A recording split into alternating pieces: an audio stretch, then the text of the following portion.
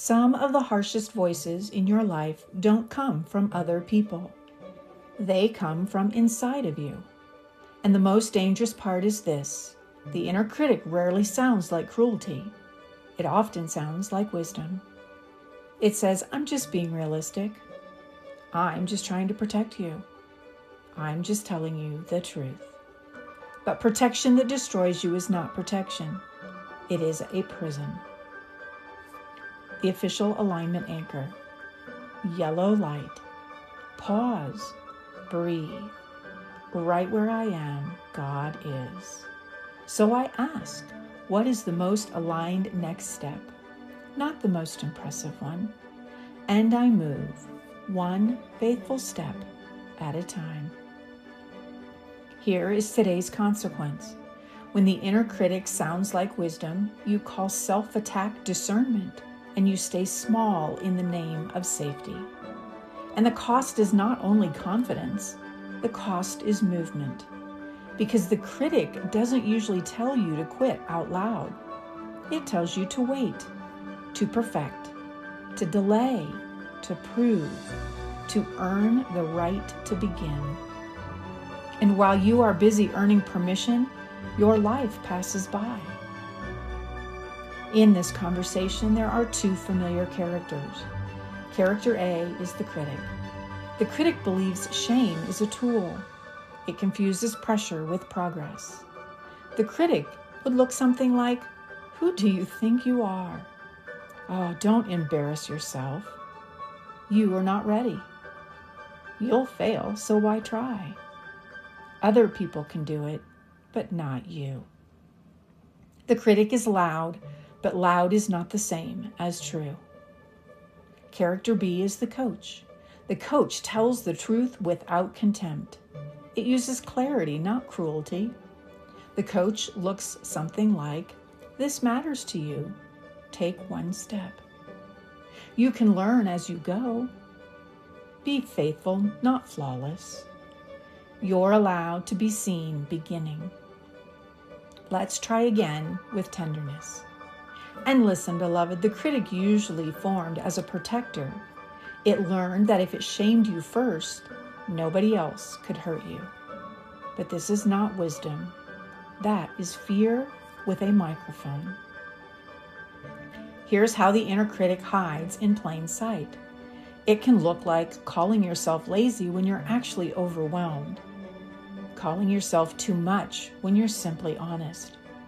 Saying, I'm just being realistic when you are rehearsing failure. Perfectionism that looks like high standards but feels like dread. Over-preparing so that you can't be judged. Comparing yourself until you lose your own voice. And waiting to feel confident before you move. Here is our yellow light check-in. Is this wisdom? Or is this self-attack wearing a suit? Here's the truth that steadies everything. Wisdom produces peace.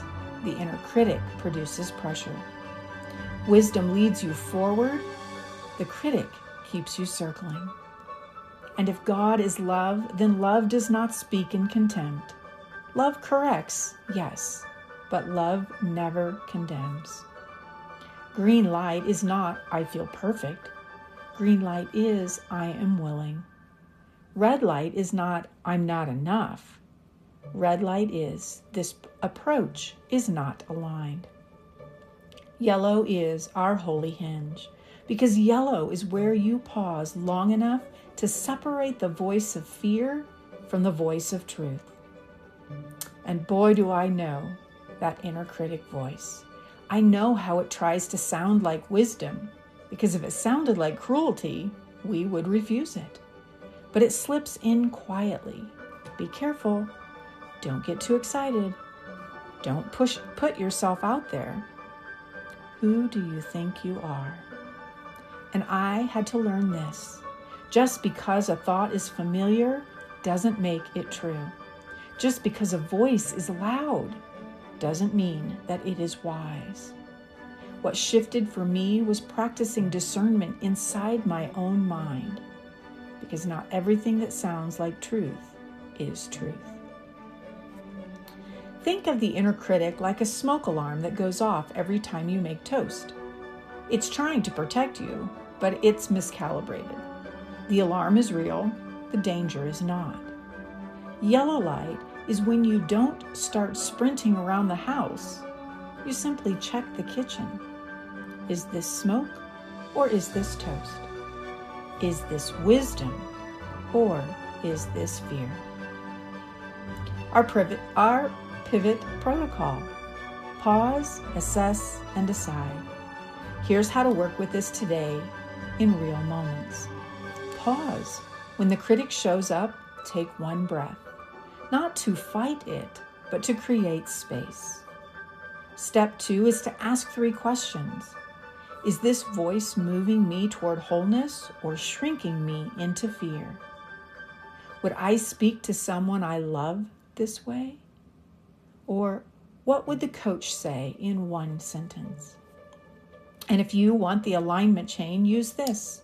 Premise: what am I believing? Vision: what do I really want? Purpose: why does it matter? And strategy: what is the next faithful step?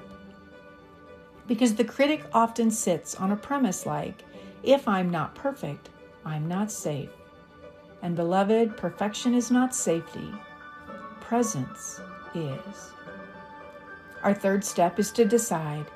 Make one aligned choice, not 10, just one. Here are 3 options. You could name the critic and choose again. That's fear talking. I am choosing truth. Or try one small step anyway. Send it, start it, share it, practice it. Our third option might be to replace the critic with a coaching truth. Be faithful, not flawless. And remember, this is not one dramatic step, not the most impressive step. It is the next faithful step.